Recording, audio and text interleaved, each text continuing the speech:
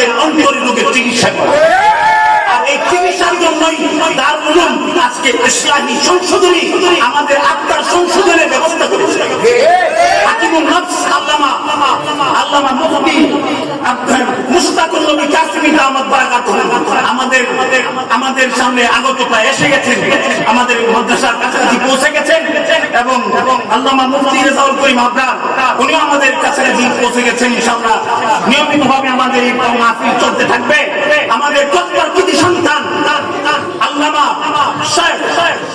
পীর কামেল শাইখুল হাদিস আল্লামা আব্দুল জিলানী সাহেব আমাদের আমার বড় ভাই, উনি আমাদের মধ্যে উপস্থিত হয়েছেন। কতবার কৃতি সন্তান, আল্লাহ তাআলা তার হায়াতের মধ্যে বরকত দান করুন।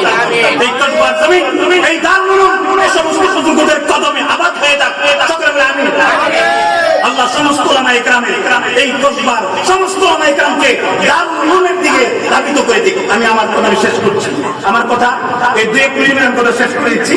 যে কথা আমি বলতেছিলাম যে গুনাহ পরিবেশে চলতে চলতে আমরা গুনাহ যে গুনাহ এইটাই আমাদের মনে হয় না, দুর্গন্ধযুক্ত পরিবেশে চলতে চলতে ওই ব্যক্তি দুর্গন্ধকে আর তার দুর্গন্ধই মনে হয় না।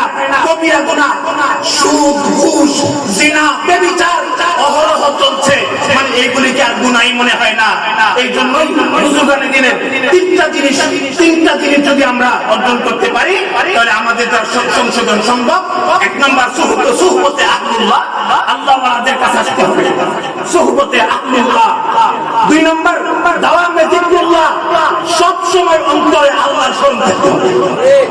এক নম্বরে কি সুহবতে আহলুল্লাহ, আল্লাহ ওয়ালাদের সঙ্গ লাভ করতে হবে, আল্লাহ ওয়ালাদের সঙ্গে সাক্ষাৎ করতে হবে, আল্লাহ ওয়ালাদের কাছে সময় দিতে হবে, তাহলে আমার এই রোগ নিরাময় সম্ভব।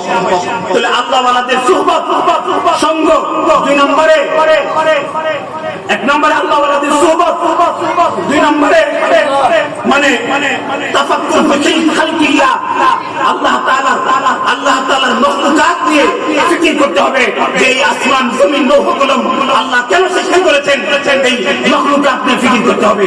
সুহবতে আহলুল্লাহ, আল্লাহ ওয়ালাদের সুহবত। দুই নম্বরে দাওয়ামে যিকরুল্লাহ, সব সময় আল্লাহর কথা অন্তরে স্মরণ রাখতে হবে। তিন নম্বর আল্লাহর মাখলুকাত নিয়ে আমি চিন্তা করতে হবে, ফিকির করতে হবে, তাহলে আমি আল্লাহকে সহজে পেয়ে যাবো।